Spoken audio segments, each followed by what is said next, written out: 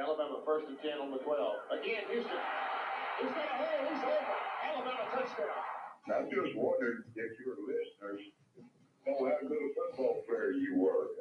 I can still see you playing that fullback, knocking those players out of the way. And that I believe I could have run behind you. Martin, I can remember when we played the center and you playing fullback up there. And I saw you in the weight room and watched you work out in the weight room. You saw us picking up the whole weight room. And I learned that they couldn't take The Martin Houston Show with national championship winning fullback Martin Houston, giving you 1 hour of intense, hard-hitting analysis from an insider's perspective. It's time for the Martin Houston Show on your home for Alabama sports, Tide 100.9, and streaming on the Tide 100.9 app.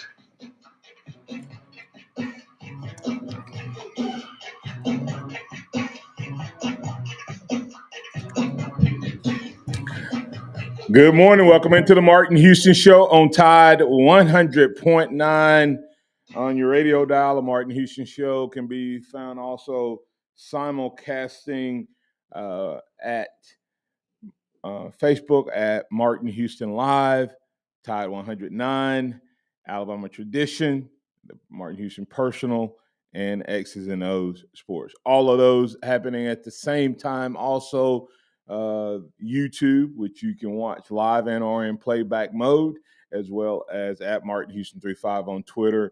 Give us a like, give us a follow, give us a share. Help us get over that 1,000 follower on Twitter, and may just be a prize in there for you. So go out, like, follow, and share, and we'll get that to you. Remember that this is a day that the Lord has made, so let's rejoice and be glad in it. Take some time today to notice someone, love someone, serve someone, be the difference you want to see in the world today. Good morning, X. How you doing, sir? Good morning. Doing well. How are you doing this morning? Doing well. Good morning, Mason. How you doing, sir? I'm doing great this morning. Doing great. Well, awesome. Well, we had a couple great interviews with J.C. Latham and Tim Smith on last week, on Thursday and Friday of last week. Great, so much fun insight. Mason, want to get your thoughts on those as well in just a moment. And another great treat for you today. We have Damien George joining the program, and we'll be talking to him about his upcoming season and the Alabama Crimson Tide, and just learning and learn a little bit more about him and what he's excited about this upcoming year. So he'll be joining us to kick off the second quarter. And if you have a question, the phone lines are not open, but if you have a question for Damien George, you can go to our any of those Facebook outlets and type in a question, and we'll get it. Preferably go to Martin Houston Live. Martin Houston Live, type in the question or Top 109 Live, and then we'll get that question added on to the conversation. So looking forward to catching up with him this morning. Not a lot happening over the weekend, but a few things happening over the weekend. So let me ask you a question. A little word association. We'll go in and out on word association this morning. A lot of anticipation over SEC spring meetings, but when you hear SEC spring meetings for 2022 based on anticipation, what are your overall takeaway from SEC media? Spring meetings. Well, I feel like a lot of people are probably expecting a little more fireworks and drama into what took place right before them with Nick Saban and Jimbo Fisher having, words back and forth. But no, so in that sense, it was a little lackluster. But Nick Saban wanted some things talked about, and that's what happened. And I guess find out in the next coming weeks to months to what all took place and what's going to change if there's going to be. Yeah, to me, it was kind of a Mason. What are your thoughts? I get you, and then I give you mine. I think I kind of agree with what Xavier saying there a little bit. It's kind of just this was just kind of Nick Saban's way of doing it. Yeah, it was a dud to me. I mean, it's just like crud. You expected serious conversations about a lot of things, and I'm sure that there was a lot more said and done than what we heard, what little bit we heard. But to me, nothing really big came out of it this year, and so kind of a dud in my opinion. Do you think there's any chance that Saban's transfer portal idea takes root, where he wanted to expand the intra conference date to match the rest of the league?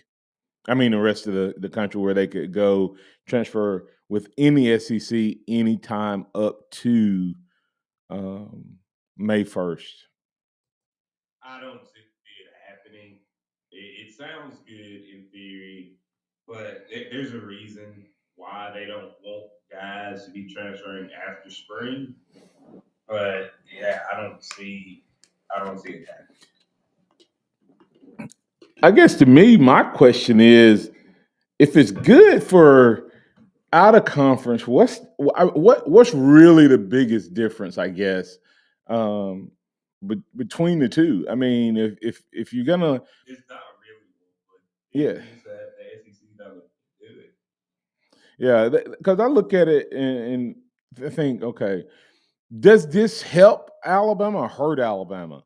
Would the transfer portal being extended intra conference being extended to May 1st hurt Alabama or help Alabama? Do you think it's more likely that Alabama would lose guys after spring or gain guys after spring? I don't think Alabama would potentially lose guys after spring with the way it works. But I also feel like I feel like Georgia would lose guys after spring. Teams that are in the conversation for competing would lose guys after spring as well. So I think that might be the issue. And if Alabama's losing the guy, most likely they're losing a third team guy. But maybe a Tennessee or an LSU loses that number one guy to an Alabama or a Georgia, like we've seen Alabama get guys. Alabama got Briggs and Burton, who were top end guys at their school. So that's what they're afraid of losing. Yeah, Mason, you have any thoughts on that? I think it's an interesting proposal from the from the SEC, the whole transfer thing. I think aligning the calendars one way or the other, whether the NCAA kind of bumps the date for transfers back to kind of line up with the SEC, or the SEC bumps it forward to line up with the NCAA. I feel like the one way or the other, somebody's going to get some leeway there. In that, Mason, you just hit on it. Was this one? Nick Saban sometimes recommends things knowing that it's like ludicrous and absurd. Is this his way to get that date moved back to February? I mean, was that really his goal, to get it moved to May, knowing that no one is going to agree that they're going to have their roster open to him after spring practice, and that they're more likely to get it aligned to February? So, like I said, when I heard, I'm like, that makes sense. I mean, because you think about how many guys went in the portal for Alabama after spring this year versus, how many more guys he lost. And that would be every year, in my opinion. I think and it'd be even more so if it was on film that guys like think about the guys that they're recruiting right now and competing for. That come to Alabama and then don't get to play. Well, there's already relationships within the conference. So those guys are more likely to choose to leave afterwards versus when you leave after spring practice right now, what do you have to do? You have to either find a school outside of the SEC that recruited you, right? That you have a relationship, or hope, if you're doing it right, or hope that you don't that you find somebody out there quickly that likes you, because you don't have a long deadline to get picked up for the next year. You have plenty of time if you put your name in the hat, but you don't have a long time to get picked up and get into their program for the summer.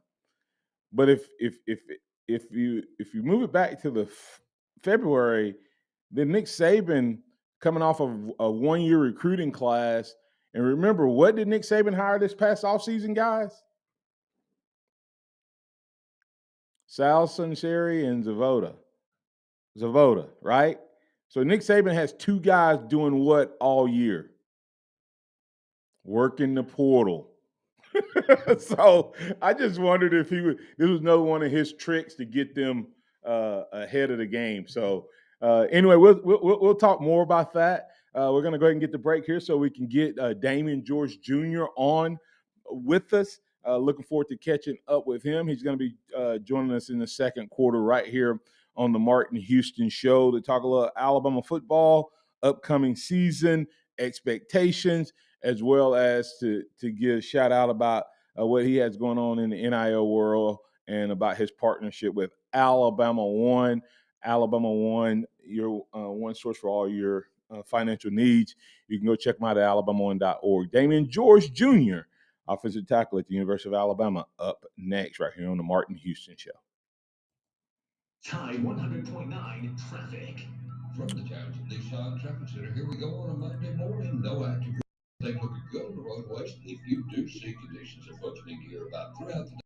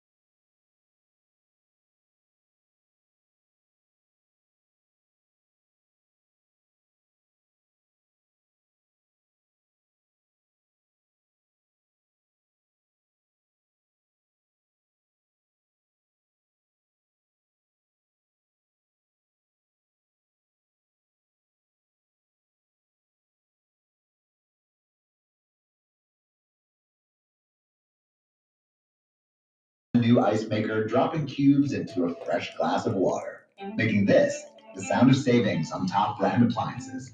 The Home Depot. How doers get more done. Final days ends June 8th to save up to 30% off select appliances. Now May 19th through June 8th, gas range extra, while supplies last. See store for details. Tide 100.9 Tuscaloosa weather. Partly to mostly sunny today. A few light scattered showers will pop up.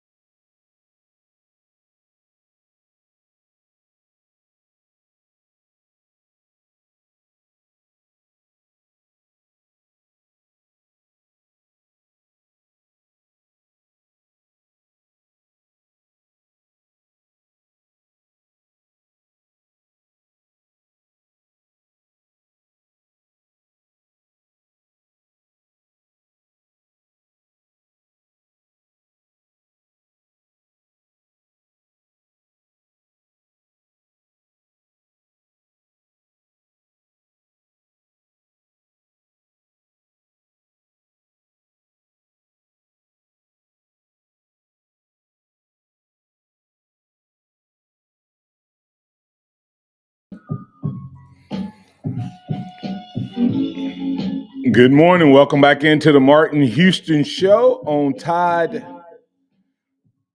100.9 on your radio dial. We're glad to get things rolling this morning. If you're out there listening, the Alabama One hotline is closed for business right now for call-ups, but you're definitely welcome to post your questions for our guests, and we'll get them into the conversation. But joining us this morning is Damien George Jr. of North Shore High School out in Texas. Good morning, Damien. How you doing, sir? I'm doing good. You? Doing well, man. I appreciate you getting up and Adam with this this morning to get things rolling. So excited about the upcoming season that you guys have. But let's talk a little bit about Damien George, the person, the player. Then we'll get into the NIL. We'll also highlight you partnering with Alabama One. For the Alabama One Aspire Foundation One Community Golf Tournament this Thursday. So let me ask you before we get into it, Damien, have you ever played golf before? No, it's gonna be my first time. Well, awesome. Well, let me tell you, I may have shared this story with Tim and the other guys, but I had never played golf before. I worked for Bob Bumhauer, and he was supposed to go play in a charity golf tournament similar to you guys coming out and being a part. And he said, "You have to go in my place." I had no clubs, so he sent me with his clubs. Now, Damien, I was a big football player, but I was only 5'10". Bob's like 6'5". So his clubs were made for a 6'5" person. Needless to say, it was a fun day. So what I did, Damien, I'm trying to make sure that I have clubs made for guys who are 6'3" to 6'6", so that you don't get out there and have to be bending over or get on a knee. And we're going to start you guys off with just putting. So you don't have to worry about playing the whole course, but looking forward to it. And it'll be a lot of fun. You're going to get to meet a lot of great people and connect with the community and all of that. So really looking forward to having you guys out there. All right, let's get to it, Damien. You came out of North Shore High School and had other guys that had been recruited out of your high school and different things like that. But Damien, you were 16 years old, if I'm not mistaken, maybe the youngest recruit to ever commit to Alabama. What made you decide to come at that young age to come compete at the number one college, number one team in the country? I just wanted to play against the best. What? Go ahead. I just wanted to compete against the best every day. Well, speaking of competing against the best, what is it like going against a Will Anderson each and every day? It's a battle. They give me learning experience. And when you look at, you talk about that learning experience. What's the most difficult part about blocking guys like Will Anderson? He just come with it every play. And come with it every play. Well, when you look at him, he's kind of the easy guy for us as Bama fans to go against, and I mean to pick out and stand out. But talk a little bit more about the Dallas Turner, the excuse me, of course Chris Braswell, and maybe who's the next up and coming guy that we need to be looking for besides those guys? I feel like all our linebackers were the best. Like the best in the SEC. That's how I feel. Yeah, just to compete against them every day, it helped me. It prepared me to go against like anybody. And when you say that they're the best, I mean, are any of those guys? I'll tell you a quick story. I had the opportunity to Damien go against Derek Thomas, and of course, you guys have probably heard the comparison they made between Will Anderson and Derek Thomas. And I was a freshman going against a draft ready Derek Thomas, who ended up being, of course, a first rounder. And when I would deal with him, the hard part with him was he could do whatever he wanted. If he wanted to bull rush you, he could bull rush you. If he wanted to pass rush you, speed rush you, he could. If he wanted to make a move, he could. Um, what is it? I know that they're good, but what is it about Will Anderson's game, Dallas Turner's game that makes them special? Are they pass rusher guys, speed rush, bull rush, or a combination thereof? Huh? Do what now? They can do it all. They don't really make it special. Yeah. Okay. X, you got anything for Damien? Yeah. Excuse me. How you doing this morning, Damien? I'm good.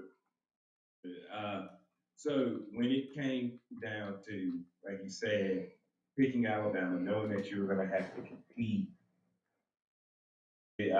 what's when you look at the guys that have helped mold you into the player and help you become better each and every day, who's the guy that really stands out as the guy that you looked up to when you first arrived here, and what's it like now being a junior, having to help step into a leadership role?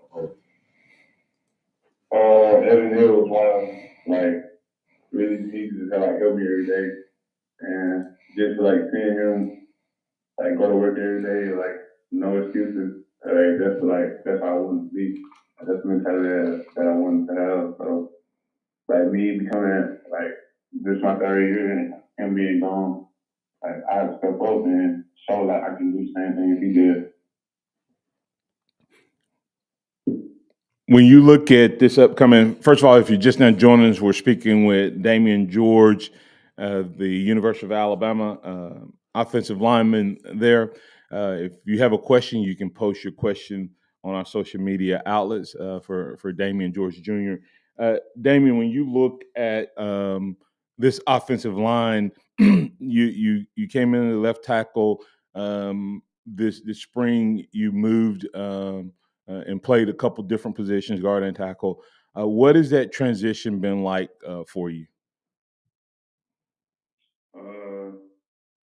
It's been a learning experience, but I feel like it's needed in today's game. You gotta be able to play both. So I'm just ready to compete wherever coach think I'm needed at. That's good to know that you see that as a benefit. And speaking of making that transition, you had the opportunity to have Doug Marrone last year and Coach Wolford this year.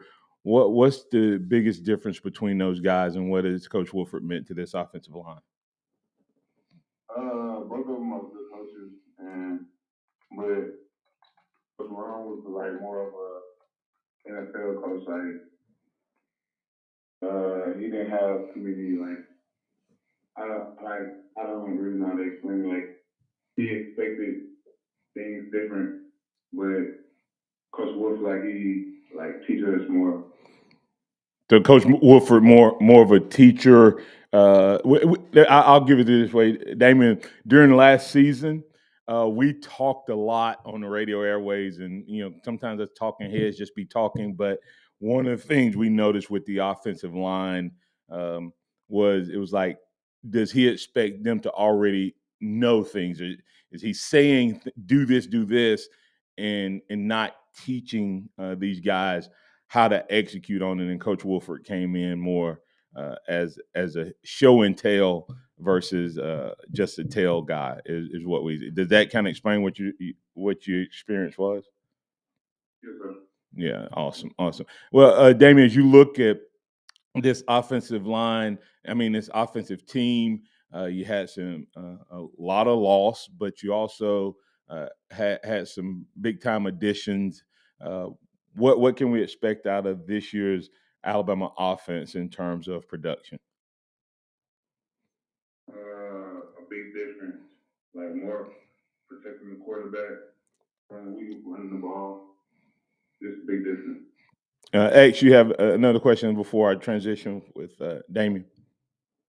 Yes, Damien. So a lot of people coming out of high school thought you would be a package deal with your running back Zach Evans, who is now at Ole Miss, so you'll get to play against him.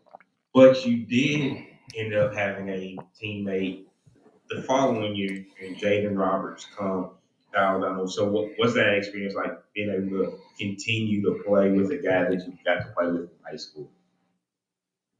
It's cool to have like familiar face. It's like, yeah, we both come from the same place, so whenever like we both get down, we always come on each other. Speaking with Damien George, offensive lineman for University of Alabama. Damien, when you look at last year, we all have do-over games. We all have games or moments in our career that we wish we could have back or do something different. What game from last year is kind of that do-over game for you, where you like to uh, have a do-over, and why?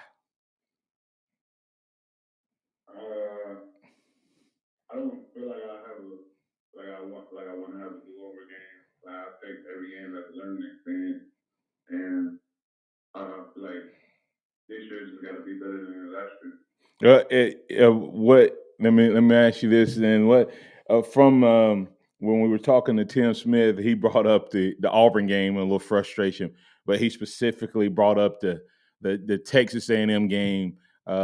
Being from the state of Texas, knowing that they able to get the victory over Alabama last year, as well as the recent dust up with coach and whatever.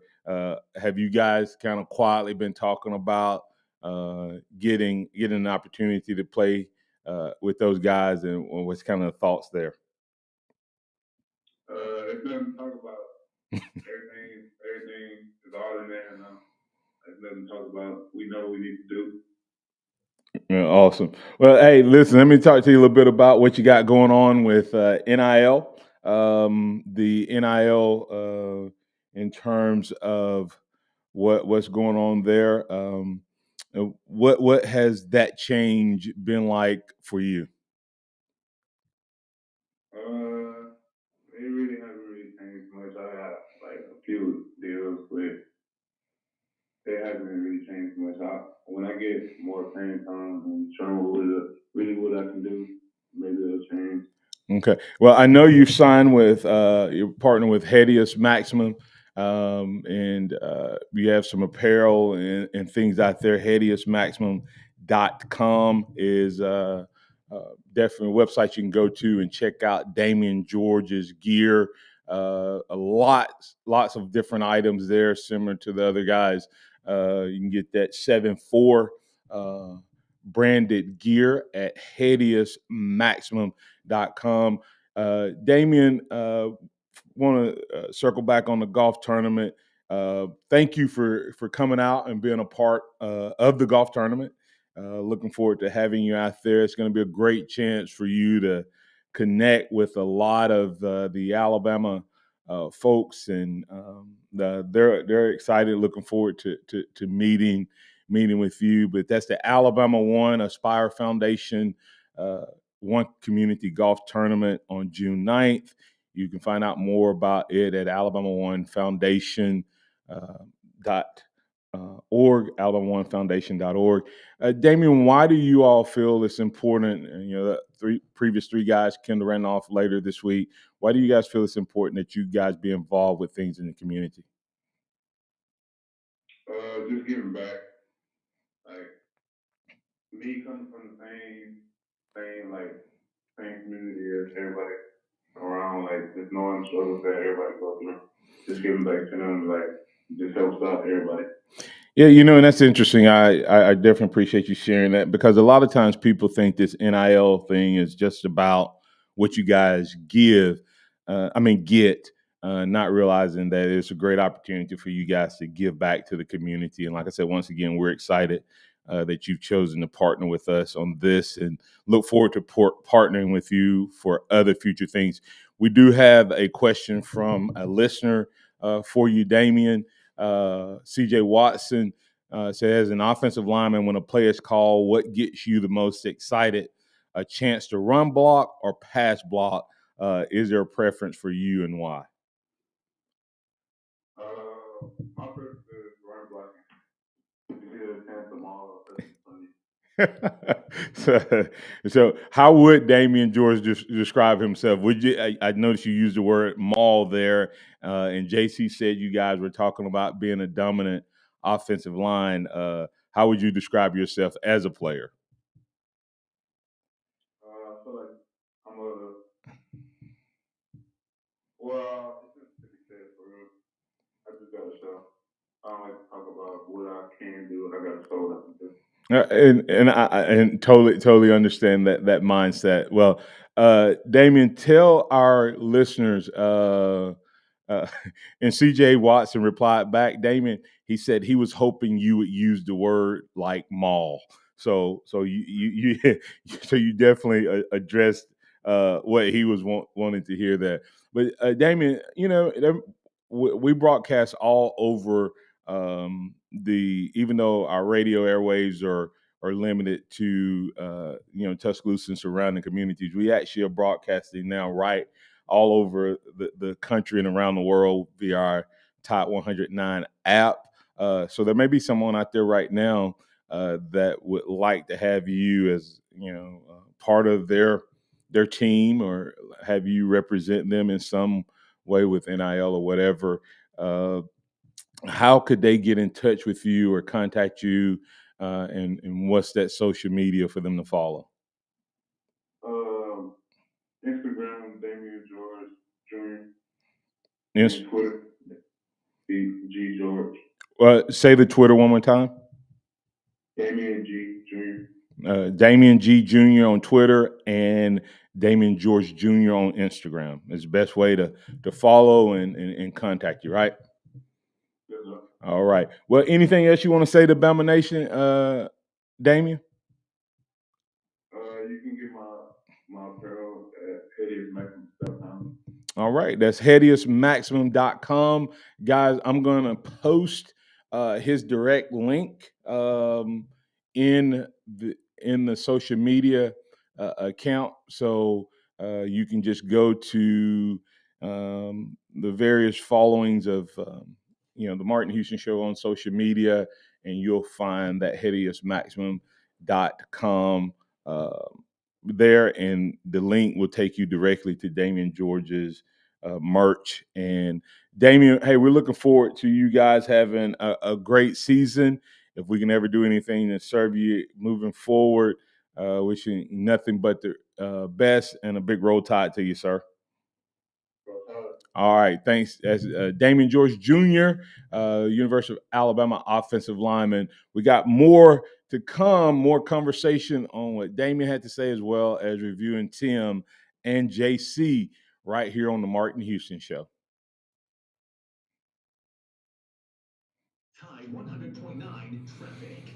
From the Townsend Nissan Traffic Center, here we go on a Monday morning. No active wrecks, everything looking good on the roadways. If you do see conditions approaching here about give me a call, 205-886-8886. Get a lifetime powertrain warranty on both new and used vehicles at no extra cost. From Townsend Nissan, your hometown dealer. I'm Cap Ray. Hello, this is Martin Houston with the Martin Houston Show, and I want to tell you about one of our great sponsors, Overflow Express Wash. Their mission is to provide great customer service with a showroom clean car and an exceptional customer service experience. They have the basic car wash that starts at $7, but you need to check out the premium wash packages, which start as low as $12 and go up to $20. They also have a membership wash club that you can get for starting at $23.99, going up to $39.99. In other words, it's double the regular premium package, drop a penny and you can be one of the great members of Overflow Express Wash.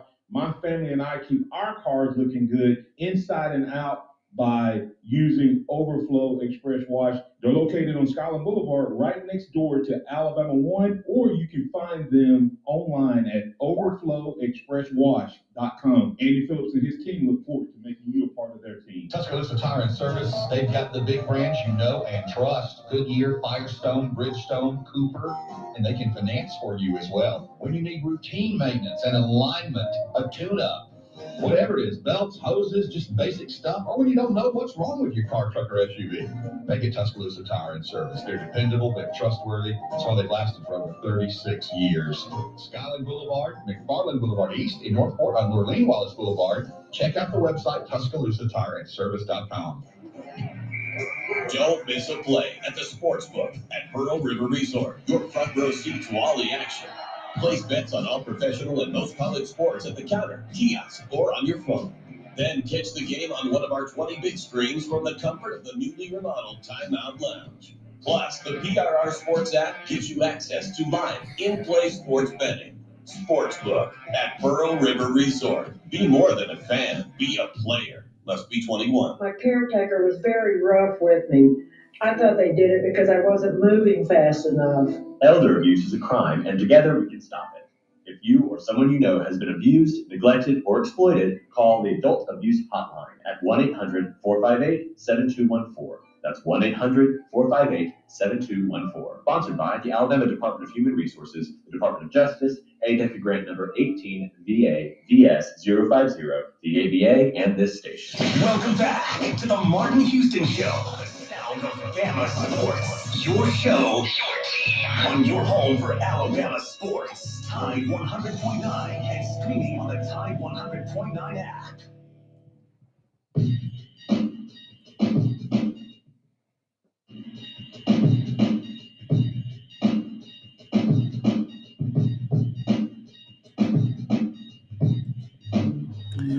Welcome back into the Martin Houston Show on Tide 100.9 on the radio dial. It is so awesome to get a chance to talk to these guys.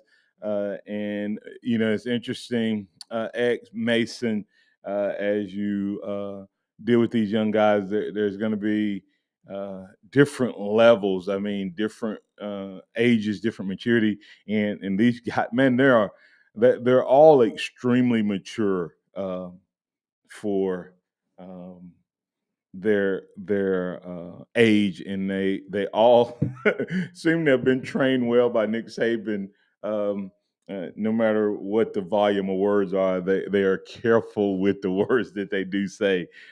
Just a couple things. Damien's not a big talker, but a couple things that we pulled out. Anything particular that you pulled out from having a chance to catch up with Damien George from today's interview? Well, he seems to be he focused on what he wants to accomplish. He said he's not a big talker, which is perfectly fine, but he seems focused on a goal of being better and getting better and helping the team win this year. Yeah, and I thought that was interesting that when you talk to him, you could tell that he doesn't want to talk much because he don't want to come across as arrogant. But you can tell that he's zoned in and focused. And I would say that's so far talking to the first three guys, that's kind of been the biggest takeaway that I've seen. Mason, another angle that would have been interesting to ask. JC going back, we asked him, but the way Damien made the statement is we look at it from he got moved from tackle to guard. He looked at it as he's building a resume. And I thought that was interesting when I asked him about what was the transition like. He really didn't talk about the transition. He just said, hey, in today's game, being able to play multiple positions is huge. And that when you look at that from that angle, it's just helping to build his value. Yeah, when you look at the last three guys from Alabama that were early draft picks on the offensive line, you look at it at Alex Leatherwood, who had the ability to play tackle and guard.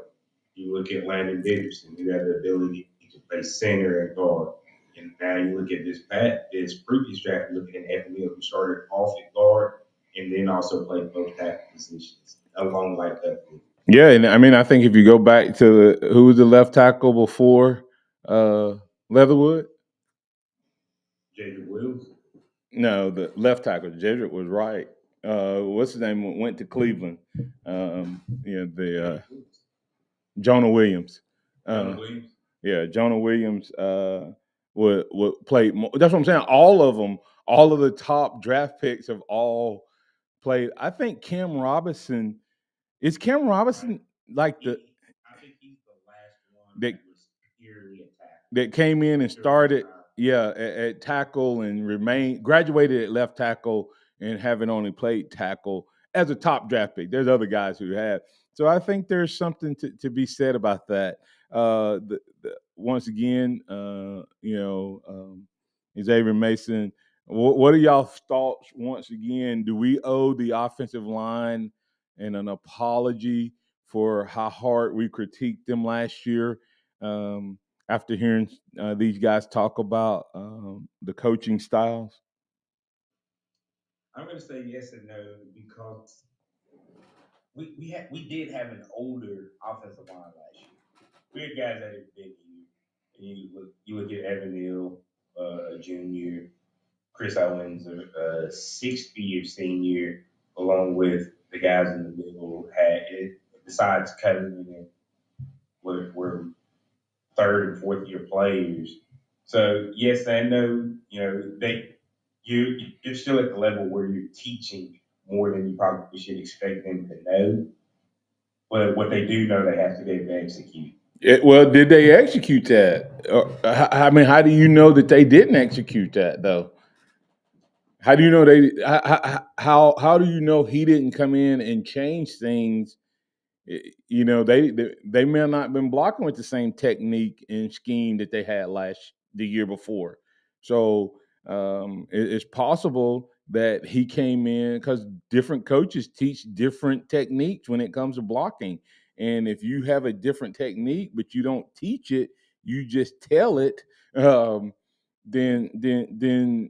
So I get your thoughts, Mason. Do we owe this offensive line an apology based on the fact that two of the offensive linemen have both said what we thought at times last year, that Marrone, he may be a good coach, but he treated these guys like a job, like the NFL, and really didn't teach them a whole lot, just told them a whole lot.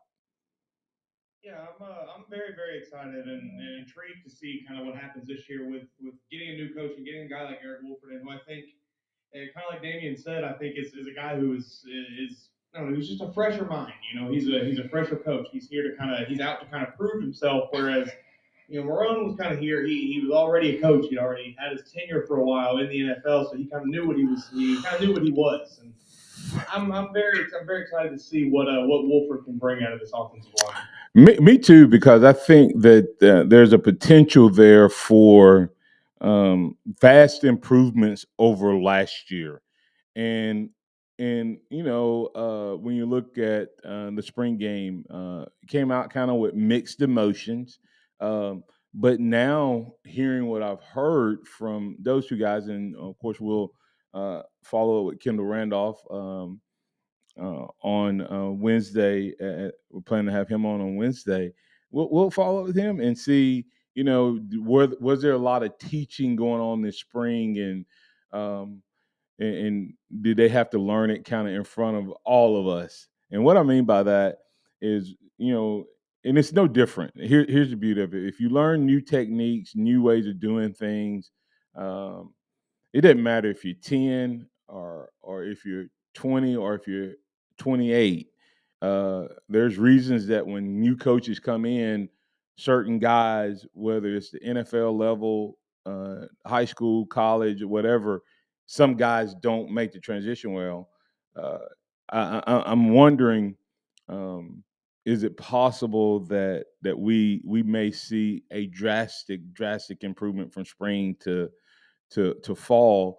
And the reason I say that, X, is you know, when I coach you guys as kids, early in the season, we were never the best team because I taught you guys technique and I taught you guys football, and we never depended on just athletic ability because it wasn't for me about just winning. It was about you guys learning the game. And so early, we play a team early in the season, we either barely beat them or they beat us, and sometimes beat us bad. Then we come back after you guys had learned it, you know, we'd either close the gap or win. And just give you an example, Mason, what I'm talking about. Tim Williams was on a team from Reform, and they beat us so bad that I don't even know. I think it was at about 50 when they cut the scoreboard off, right, Xavier? Uh, it was bad. And then the next time when we played them, I think they beat us so bad that they had to cut the scoreboard off. The next time I think they beat us, it was like 18-6 or something like that. And I'm just wondering, is that what we're going to see with this offensive line? I think we could definitely see an improvement like that this year. Yeah. All right, let's get ready to go to break here. Coming back on the other side, we'll finish the conversation right here on the Martin Houston Show. Tide 100.9 traffic. From everything looking good on the roadways. If you do see conditions that folks we hear about, give me a call, 205-886-8886. Get a lifetime powertrain warranty on both new and used vehicles at no extra cost. From Towns and Nissan, your hometown dealer. I'm Captain Ray. Here's what's trending on the Tuscaloosa thread. The U.S. and South Korea have launched 8 ballistic missiles into the sea in a show of force, matching North Korean displays earlier one day. Russian President Vladimir Putin is warning the West against sending any longer-range rocket systems to Ukraine. The British sent multiple such rocket systems there this week. Gas prices continue breaking records, in part because of the war. Drivers nationwide filling up their tanks and emptying their wallets. 9 states and Washington, D.C. now averaging more than $5 a gallon. The national average soaring to a record $4.84, according to AAA. In a new ABC News poll, 3/4 of Americans say gas prices are an extremely or very important factor in how they'll vote in the midterm. That's ABC's Will Carr in Los Angeles. There's one funeral and one visitation today for some of the 19 children killed in the Uvalde, Texas school shooting. And according to the National Gun Archive, there were at least a dozen mass shootings over the weekend, including in Philadelphia, Phoenix, and Chattanooga. Jerry Preston, ABC. Hello, this is Martin Houston with the Martin Houston Show, and I want to tell you about Tuscaloosa Custom Carving. If you're looking for a way to add value to your home, make your flower beds pop, make your landscaping stand out from your neighbors, then Tuscaloosa Custom Carving can help you do just that. They have numerous styles, but they feature the Moroccan Stone Curve series, which includes 4 great styles and unlimited color choices. That's Tuscaloosa Custom Carving. They are the one that can help you stand out from your neighbors. Tuscaloosa Custom Carving, 205-331-6823. You may also find yourself with the need for a custom size stone or custom shaped stone. Then Tuscaloosa Custom Carving can help with that as well. Paul Fuller and his team are waiting on your call right now for that free quote. If you tell them that Martin Houston with the Martin Houston Show told you to stop by, you'll get a big discount. So call Tuscaloosa Custom Carving at 205-331-6823 or visit them online at Tuscaloosa Custom Carving, LLC. Tuscaloosa Gunsmith does gun repair, modifications, cleaning, Cerakoting, and laser engraving for guns, and they sell Black Rifle coffee. Tuscaloosa Gunsmith, just off 15th Street behind the fire station. Reunited, the Black Rose present Shake Your Moneymaker. Chemicals, mama, I'm sure the Play it in its entirety. Plus all the hits. June 15th at Tuscaloosa Amphitheater with Private and Crying, celebrating the 30th anniversary of Shake Your Moneymaker. Tickets on sale now at Ticketmaster.com. Part of the Coca-Cola Concert Series. Weather brought to you by Tidwell Chiropractic, the only 3rd-generation chiropractor in Tuscaloosa with over 24 years experience. Call Call Tidwell Chiropractic at 752-7503. The sound of Bama sports. Your show, your team. The Martin Houston Show on your home for Alabama sports. Tide 100.9 and streaming on the Tide 100.9 app.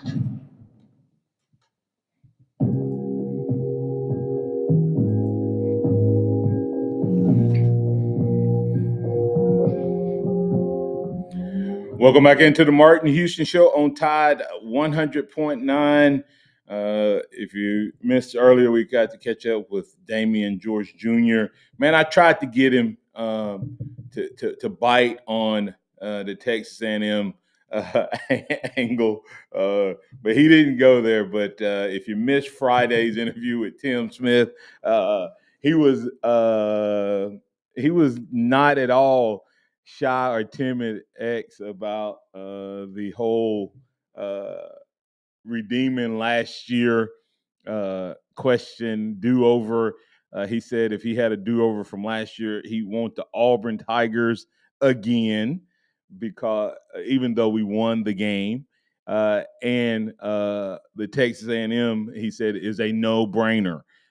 So you think that that game now becomes even more epic when you hear players saying that they can't wait to get back at Texas A&M just because of what happened on the field, much less what happened with their coaches in the offseason. Oh, without a doubt. And the beautiful thing of it is, if you've seen things on social media, Texas A&M players feel the exact same way. You know, they've been a little bit more vocal on that end than Alabama players have. But this matchup on October 8th at Bryant Denny is going to be electric. And I can't wait for it. That's the game I'm looking forward to. Yeah, I think that game. I think that the game, without a doubt, is going to be kind of epic on both in the media and on the field. Can't wait to it. But as you look at what's happening in the offseason, it's still all about NIL and all that. And so we'll talk more on that on tomorrow with DC. DC Capstone Reporter be joining us on tomorrow. And we'll talk to him. But just a couple miscellaneous things. X, what do you think about Mr. Tua? Kind of showing a little different personality. Did you see Tua and his reaction to people talking about him not being able to throw the deep ball? Yeah, I did, and I loved it seeing that side of him come out. He's taking a lot of criticism and things. He spent his first 2 years a little banged up, coming off of a serious, potentially career-ending hip injury, and then just being behind a bad offensive line that has led to other injuries. But you see some of the things that they've done, and he has a winning record. That's the other thing that's been impressive, regardless of all those circumstances. But you see they add Aaron Armstead in the offseason. They get him Tyreek Hill in the trade. He's got Waddle. If Tua stays healthy this year, I could see a big jump from him and Miami back in the playoffs. But here's the question, and Mason, you can respond to this.